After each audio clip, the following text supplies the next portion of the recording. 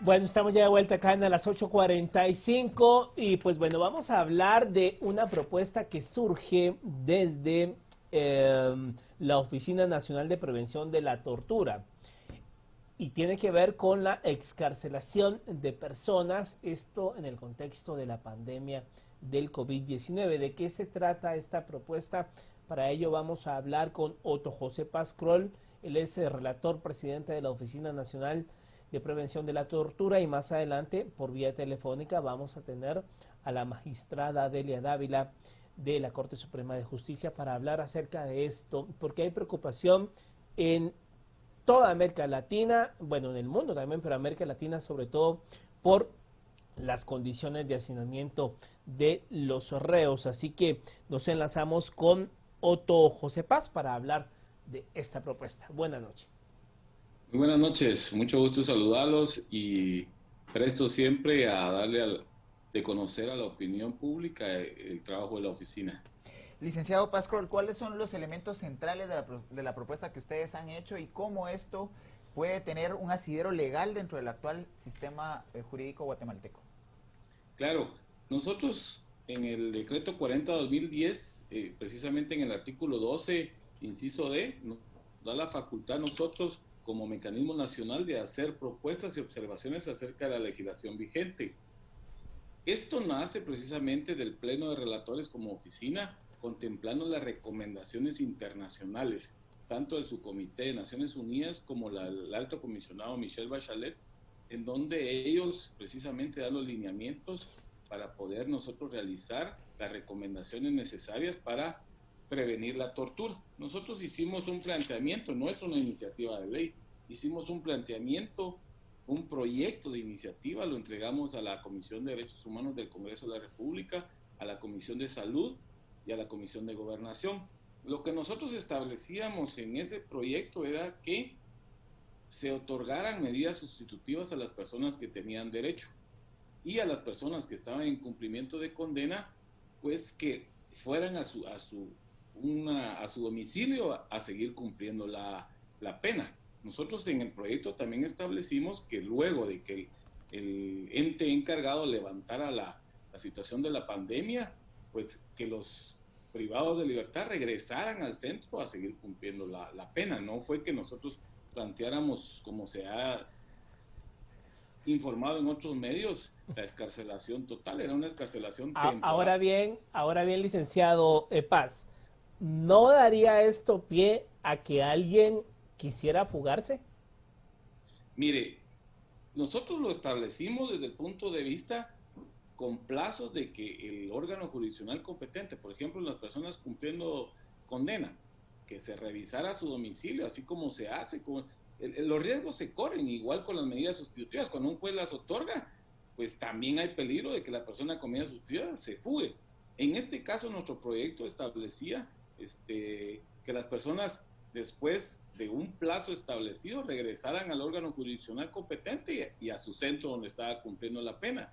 Y se daba se puede decir como beneficio, de otorgarles en su derecho de rendición de penas algún privilegio de plazo para poder ver precisamente que ellos cumplan con lo ordenado. Nosotros, clarísimo, en el artículo 10 que presentamos del proyecto, aparecían las excepciones. Hemos sufrido muchos comentarios negativos en los diferentes medios, pero nosotros sí pusimos en nuestro artículo 10, habían excepciones clarísimos a las leyes, por ejemplo, los delitos contra la vida, los delitos de violaciones a los derechos humanos, de la ley contra la corrupción, establecimos por los delitos contemplados con la narcoactividad, de los delitos contenidos contra la delincuencia organizada. Pensamos establecerlo en el artículo 10 las excepciones de estos delitos precisamente. Nosotros lo que queríamos era que estas personas que son de carácter vulnerable fueran, pues, irse a un arresto domiciliario para que no podamos provocar una muerte. Miren, el ejemplo es clarísimo con el caso de Hogar Seguro, por ejemplo. Ningún miembro de la oficina está detenido, porque nosotros hicimos las recomendaciones. Licenciado Pascual, esto requeriría que las fuerzas de seguridad del Estado y las mismas fuerzas del sistema penitenciario pudieran o debieran garantizar que la persona efectivamente cumpla en su hogar el arresto domiciliario?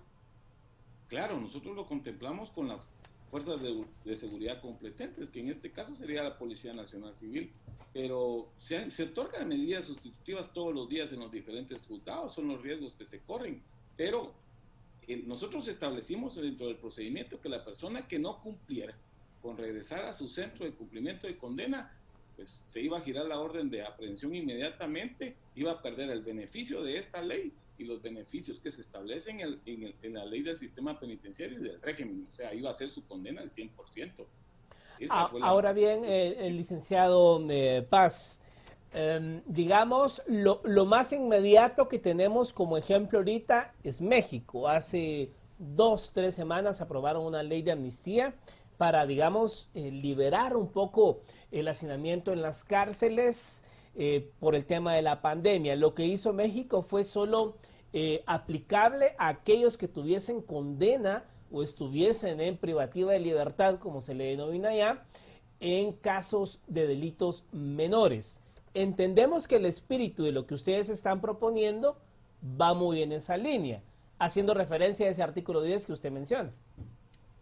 Claro, eso fue lo que se consensó con la oficina, somos 5 relatores, los 5 estuvimos de acuerdo.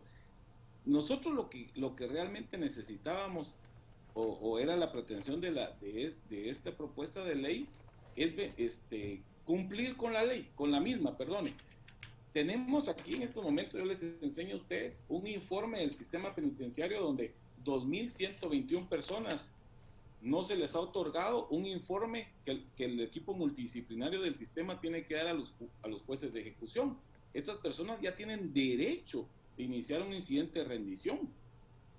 Además, 4.800 personas aproximadamente ya cumplieron más de la mitad de su pena. Estas personas también tienen derecho. Por supuesto, no están dentro del informe que el sistema penitenciario les debe a los jueces de ejecución, pero solo ahí tenemos un cálculo de 6.000 personas que ya tienen derecho. No estamos diciéndoles que no. Esas personas ya tienen derecho por mandato legal. Ahora, licenciado, además, nosotros lo que establecimos en el proyecto era las personas vulnerables, que ese es un índice de la OMS, que a nosotros como institución relacionada a Naciones Unidas nos dan las características de las personas que puedan ser vulnerables, que son adultos mayores, enfermos crónicos, enfermos terminales, madres con niños, menores acompañando a sus madres, mujeres embarazadas, discapacitados, VIH, tuberculosis, que tenemos un índice grande de privados de libertad. Esas personas, si un tuberculoso se contagia de VIH, de COVID, vamos a tener todo el centro contagiado de COVID. El caso de Honduras, por ejemplo. Licenciado Paz,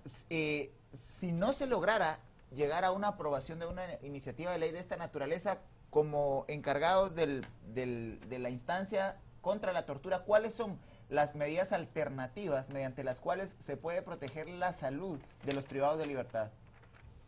Y de nosotros somos una oficina de prevención.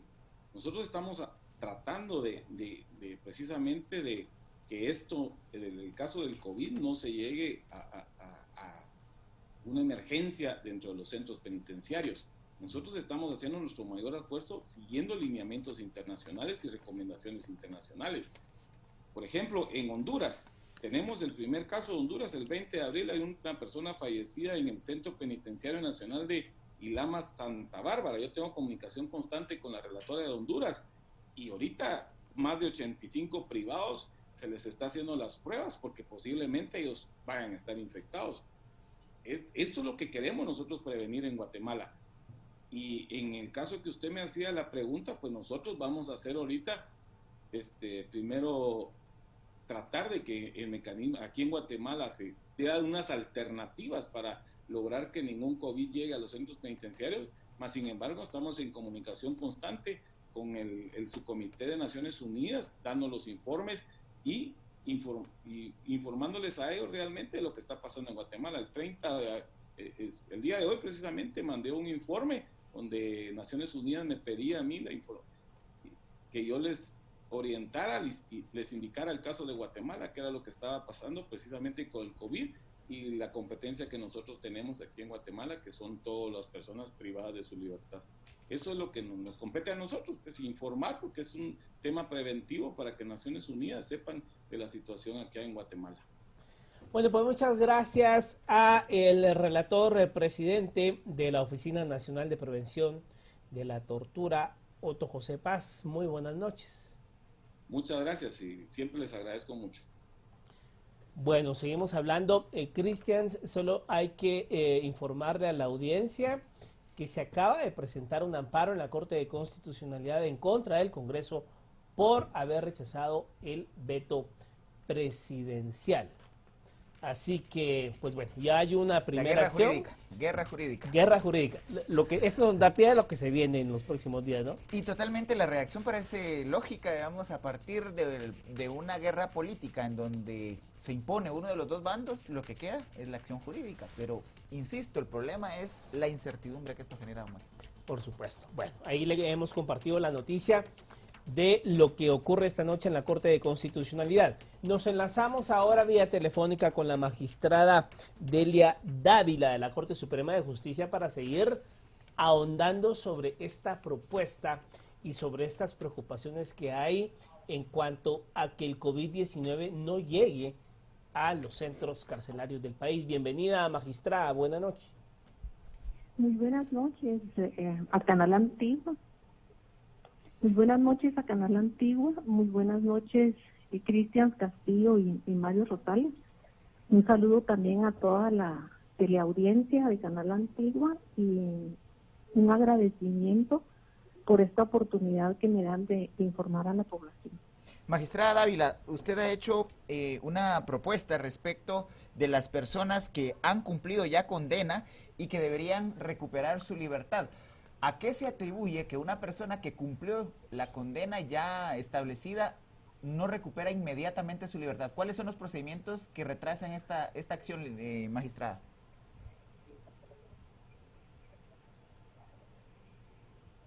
Sí, bueno, en principio yo sí quisiera aclarar que hemos tenido reuniones de trabajo con el director del sistema penitenciario y con el director de la Policía Nacional Civil y respecto a esta problemática. Y en principio le solicitamos informes con datos concretos sobre la situación de las personas privadas de libertad. Ellos nos enviaron un informe a la Cámara Penal donde hay 1.308 personas privadas de libertad que tienen en trámite su incidente de redención de penas y que tienen otras personas de las cuales tienen pendiente presentar los informes que se necesitan para iniciar estos incidentes. En ese sentido, lo que quiero decir es que no hay en el informe ni una sola persona que haya cumplido la pena y que siga en prisión, y que siga en prisión, ¿verdad? Guardando prisión. El tema de la redención de penas es que cuando cumplen la mitad de la condena que les fue impuesta, tienen derecho a pedir el incidente y cumplir ciertos requisitos como informes de buena conducta, de trabajo. En este caso, estamos promoviendo que se agilicen y que se tramiten estos incidentes para poder resolver la situación de los 1.308 incidentes que están en el sistema de justicia, ¿verdad? Que están en trámite. Dentro de las medidas que estamos tomando, se está trabajando en un nuevo modelo de gestión de los juzgados de ejecución para agilizar y hacer más eficiente la atención. Esto lo estamos haciendo con el apoyo de la cooperación alemana GIZ y como firma consultora del Instituto de Estudios Comparados de Ciencias Penales. Ahora bien, magistrada Dávila, ¿cómo, digamos, usted ha mencionado que se han tenido reuniones con el director del sistema penitenciario recién nombrado y que hay que acotar esto, pero ¿cómo entender entonces que recién hace unos días se da a conocer que el señor Gustavo Alejos recibió visitas ya en medio de toda esta pandemia? ¿Cómo se garantiza de que esto no esté ocurriendo en otros centros carcelarios cuando, digamos, de todos es sabido que pues hay núcleos de reos que son la autoridad dentro de las cárceles? O sea, ¿cómo garantizar esto? Porque estamos ante algo muy delicado, de que el virus puede llegar a una de las cárceles y pues ni imaginarnos lo que puede ocurrir, ¿no?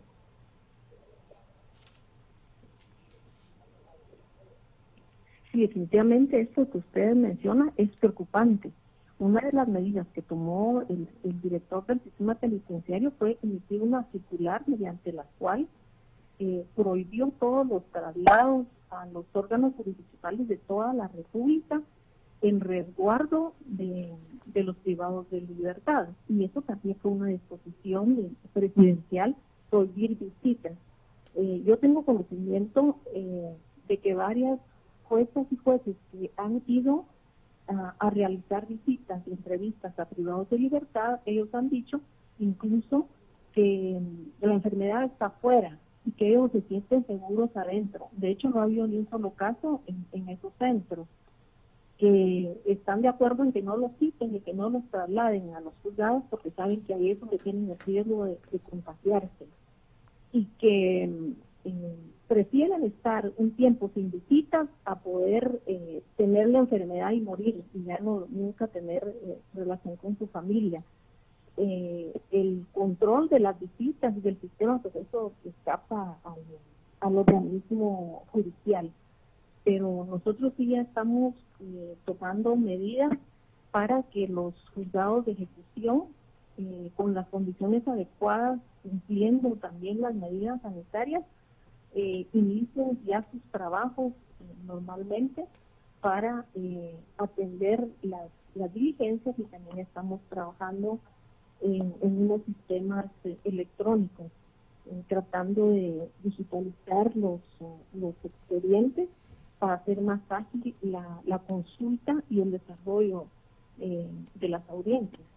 Ahora, magistrada Dávila, ¿cuál es el procedimiento que viene a continuación para aquellos que han pedido redención de penas? Recordando que estando institucionalizados, la salud de estas personas es responsabilidad del Estado.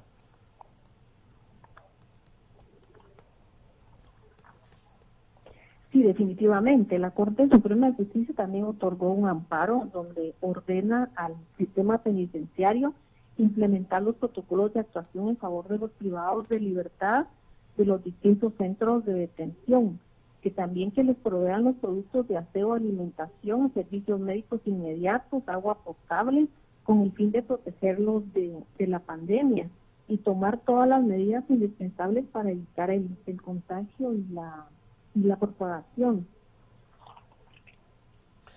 Esto también tiene que ver con la independencia judicial. Como Cámara Penal hemos girado algunas circulares donde se les pide a los jueces tomar en cuenta la resolución 1-2020 de la Comisión Interamericana de Derechos Humanos, donde da recomendaciones para grupos vulnerables, entre ellos las personas privadas de libertad. Y les puedo citar como un ejemplo de eso la resolución de la juez Verónica Galicia, que pidió a la Secretaría de Bienestar Social un listado de adolescentes en conflicto con la ley que se encontraban privados de libertad, a los cuales les faltaran 6 o 8 meses para cumplir su sanción y que tuvieran buena conducta. Y realizó una audiencia colectiva en la cual modificó la conducta, modificó la prisión a una medida de libertad de 44 adolescentes. Ahora bien, magistrada Dávila, ya para ir concluyendo, ¿qué ha pasado con todas estas ideas, estas propuestas en cuanto a la discusión que había meses anteriores en cuanto a una ley de aceptación de cargos para, digamos, pues tratar de ir terminando este hacinamiento en las cárceles del país y poder pues hacer, digamos, un ejercicio más ágil de la justicia? ¿Qué ha pasado con estas discusiones?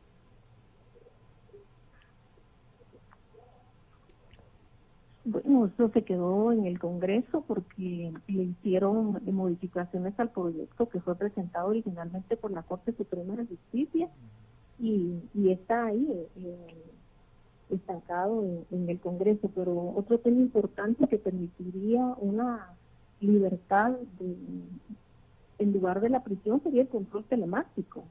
También es una ley que fue aprobada en el 2016. La Corte Suprema de Justicia emitió el acuerdo para aplicar la ley de control telemático, que es el acuerdo 14 de 2017. También en ese acuerdo se estableció que los dispositivos electrónicos tendrían que pagarlos los privados de libertad, pero en el caso que no tuvieran los recursos había que hacer estudios económicos. Les digo esto porque en ese sentido se hicieron los esfuerzos por crear 92 plazas de trabajadoras sociales para los distintos juzgados de primera instancia penal en toda la República. Se nombraron las plazas y ahora las tenemos distribuidas en otros juzgados, en familia, en femicidio, en niñez, porque no se cumplió con poner en vigencia esta ley. Está pendiente que el Ministerio de Gobernación cree el Centro de Control Telemático. Eso permitiría sustituir la presión por la libertad cuando se tuviera el dispositivo. La ley está vigente, pero no se aplica porque no se cuenta con este mecanismo, no se han adquirido los dispositivos. Magistrada Ávila, ¿cuál es la ruta procesal que deben seguir ahora estas solicitudes para redención de pena para ver si pueden ser agilizadas en medio de la crisis de la pandemia de la COVID-19?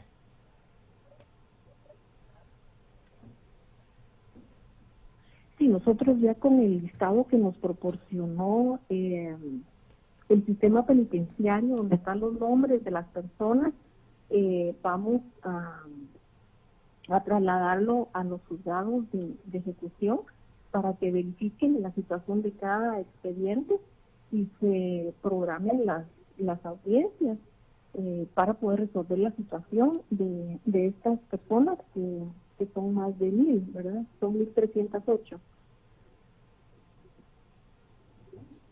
Magistrada, ya para concluir, ¿cuál sería, digamos, en medio de toda esta situación, esta emergencia, esta pandemia, pero sobre todo tomando en cuenta que los procesos de aprobación de leyes, pues son caminos bastante engorrosos en el Congreso? ¿Cuál sería su recomendación para evitar que llegue el COVID-19 a las cárceles en el escenario de que, digamos, todavía no hay un proyecto que ha llegado al Congreso, que se ha discutido y que se haya aprobado?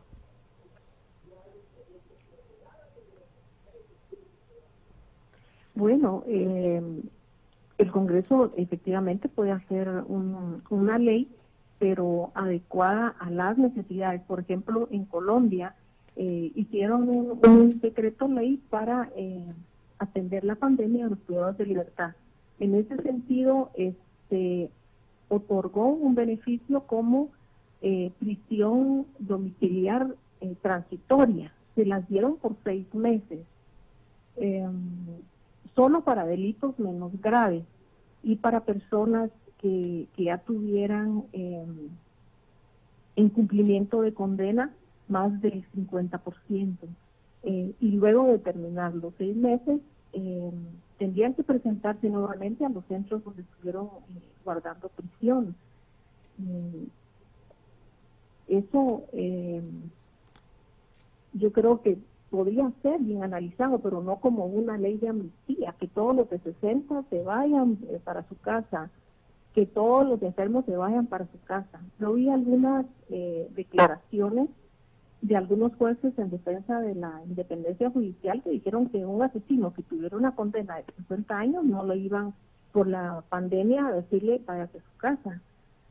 Habría que observar qué tipos de delitos contra la corrupción, por ejemplo, no podrían tomarse como una disposición general para que darles una opción de impunidad. Bueno, muchas gracias, magistrada Delia Dávila, por haber atendido nuestra llamada. Muy buena noche. Gracias a ustedes. Bueno, Cristian. Buenas noches, muchas gracias. Gracias, magistrada. Un tema por demás preocupante. Ya veíamos en Colombia, los reos hicieron motines en casi 20 cárceles al mismo tiempo, exigiendo que hicieran algo porque no querían infectarse de COVID-19. Efectivamente, la COVID-19 genera impactos en todas las áreas del Estado, no solo lo económico, no solo lo político, también en el tema de la responsabilidad del Estado de hacer un proceso de reinserción a los privados de libertad. Por supuesto. Bueno, concluimos esta emisión. Solo mucha información a esta hora, Cristians. Se conoce ya a esta hora la renuncia de la viceministra del MIDES, Rutilia Jalel. El Congreso ha destituido a Carlos Nares, ex titular de Conamigo allá. ¿Ya? Y pues bueno, ya se ha presentado un amparo en contra del Congreso precisamente por el rechazo al veto. La agenda noticiosa Noche movida, ¿no? Se va a poner a partir de ahora muy interesante, ¿no? Y pues bueno, la invitación es para que siga en Canal Antiguo informándose. Muy buena noche.